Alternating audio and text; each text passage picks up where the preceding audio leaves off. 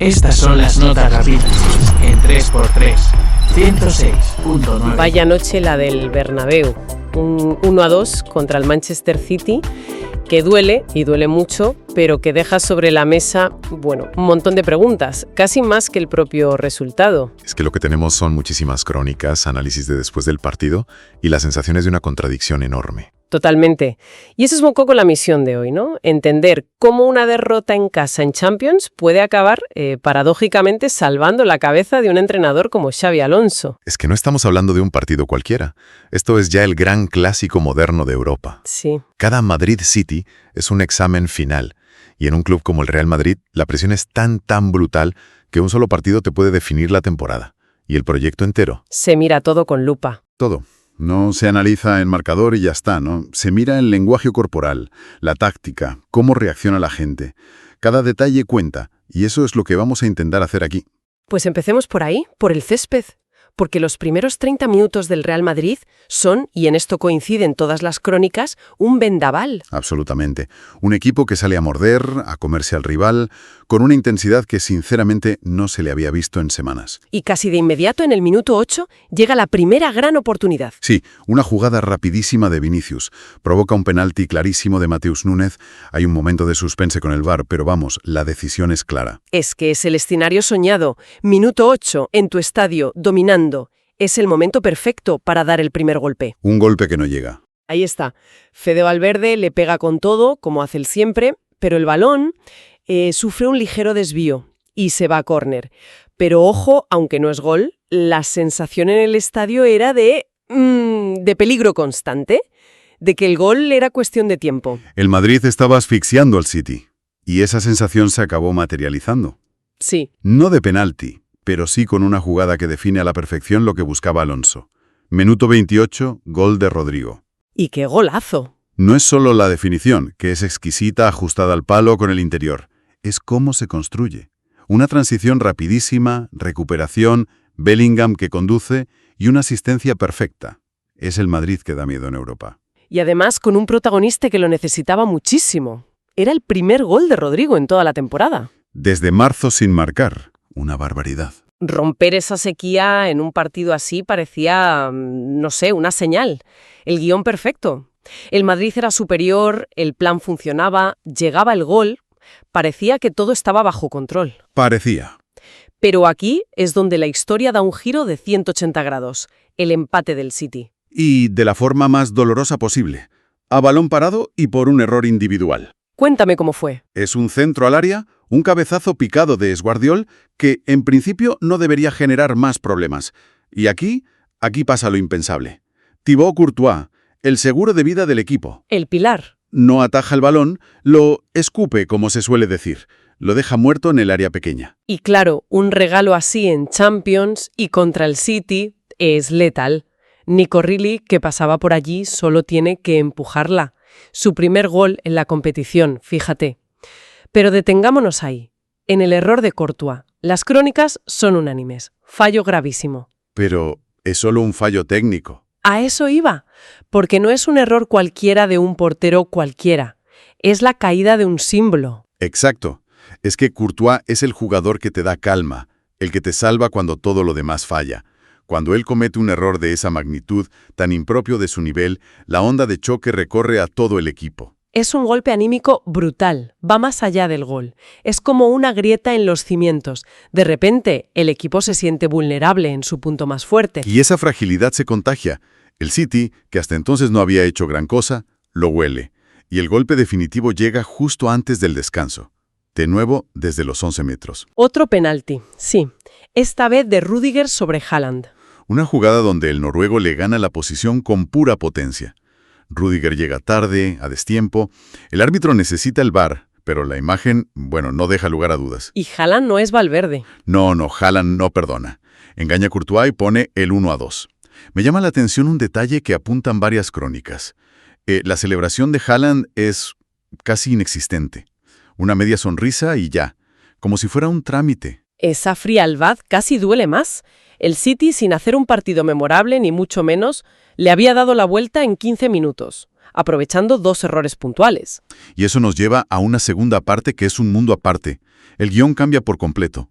El Madrid sale herido, con el orgullo tocado, y se lanza a un asedio total. Un asedio estéril, casi tragicómico, diría yo. Sí, es un buen resumen.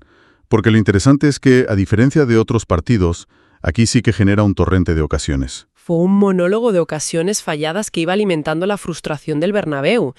La vaselina de Bellingham, que es preciosa, pero se va lamiendo el poste. Uf, esa fue clarísima. El intento acrobático de Vinicius, que, tras una mala salida de Donnarumma, le pega con la espinilla. Era la personificación del casi. Y el clímax de esa frustración llega en los minutos finales, claro. El larguero de Endrick. Tremendo. El chaval entra con toda la energía del mundo y en uno de sus primeros balones suelta un latigazo que revienta la madera. Es la imagen perfecta del partido. Mucha potencia, mucha intención, pero el balón no quiso entrar. Es esa frustración clásica del fútbol, ¿no? Generas más, juegas mejor, mereces ganar, pero el marcador es implacable. Mientras, ojo que el City tampoco estaba de brazos cruzados. Cada contra era un aviso, sobre todo con Jeremy Doku, que fue una pesadicia. Ahí sí que vimos al mejor Courtois, que en cierto modo se redimió de su error con 2 o 3 paradas de un mérito extraordinario. Mantuvo al Madrid con vida hasta el final. Exacto. Al final llega el pitido y te deja una sensación muy extraña. Por un lado, el Madrid ha merecido el empate como mínimo, ha generado fútbol para ello. Pero por otro, ha mostrado una fragilidad y una falta de puntería alarmantes. Y en ese momento todas las cámaras inevitablemente giran hacia el banquillo. Y la pregunta era una y muy clara. ¿Habíamos visto el último partido de Xabi Alonso? Porque el run-run previo era ese, que su puesto no dependía tanto del resultado sino de la imagen. Y claro, venías de la imagen bochornosa contra el Celte. Descrita por todos como una falta de actitud e intensidad. Este partido era una prueba de fuego. Y la conclusión a la que llegan casi todos los análisis es que, por ahora, Xabi Alonso sobrevive. La razón es simple. A pesar de perder, la actuación fue una mejora abismal. El equipo demostró orgullo, luchó. Y lo más importante, jugó a algo. El público del Bernabéu, que es el mejor termómetro, pitó en algunos momentos, sí, pero al final despidió al equipo con un aplauso que reconocía el esfuerzo. Había vida. Y eso, en el Madrid, a veces es suficiente para ganar una semana más de crédito. Lo que nos lleva directamente al titular del diario Marca, que me parece una genialidad por cómo resume todo esto. Insuficiente mejoría. Es una frase perfecta. Aquí no valen las derrotas honrosas. 2 temporadas sin títulos importantes es una crisis de estado.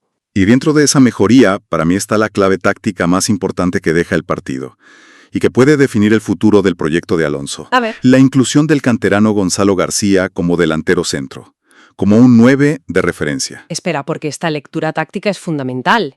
El equipo con un delantero fijo pareció funcionar mucho mejor.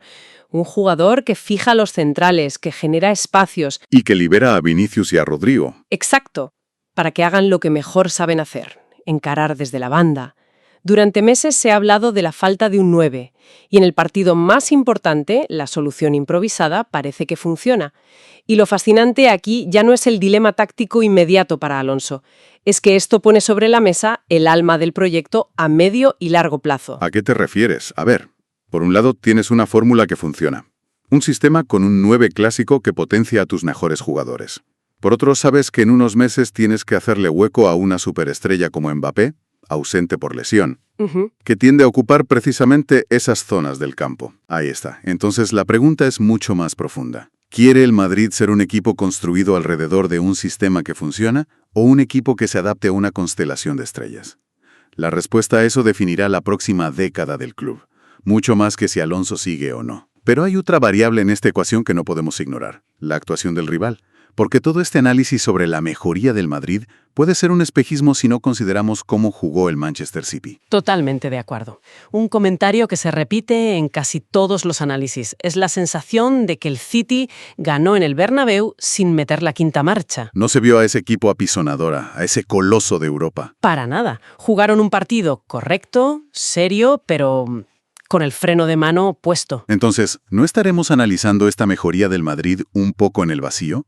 ¿Fue mérito del Madrid o de mérito de un City que jugó a medio gas? Es un matiz crucial, porque hace la derrota aún más dolorosa y el análisis más complejo. El City ganó en uno de los estadios más difíciles del mundo sin necesitar una actuación colectiva memorable. Se apoyaron en su talento individual, con fogonazos como los de Doku, y en su oficio para aprovechar los errores. ¿Y eso, para el Madrid, qué implicación tiene?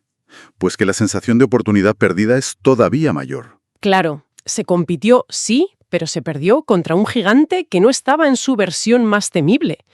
Si no puedes ganarles en casa cuando juegan así, ¿cuándo vas a poder? Complica mucho la lectura positiva. Nos deja en un escenario de una ambigüedad total. El equipo ha mostrado carácter, pero también una fragilidad alarmante. Ha encontrado una posible solución táctica, pero ha perdido un partido clave en casa. Ha competido, pero contra un rival que no dio su 100%. Si tuviéramos que resumir, el panorama es ese. Una derrota muy dolorosa, marcada por errores individuales que te cuestan el partido. Pero al mismo tiempo, una actuación con alma, con carácter y con pistas tácticas que parecen indicar un camino. Y esa mezcla es la que de momento le da oxígeno al entrenador. Este partido es la encarnación perfecta del eterno debate en el Real Madrid, la tensión entre el rendimiento y los resultados. La insuficiente mejoría le ha salvado el cuello a Xabi Alonso a corto plazo. Ha demostrado que el proyecto no está muerto, que hay compromiso. Eso es, pero también ha dejado al descubierto que es un proyecto extremadamente vulnerable que puede derrumbarse por un error de concentración. Y para terminar, me gustaría lanzar una última reflexión que va un poco más allá. Casi todas las fuentes se centran en si Alonso sobrevive o no, pero creo que la pregunta más profunda que deja este partido es sobre la verdadera identidad de este equipo. Es que esa es la cuestión fundamental. Vimos dos versiones del Real Madrid en 90 minutos.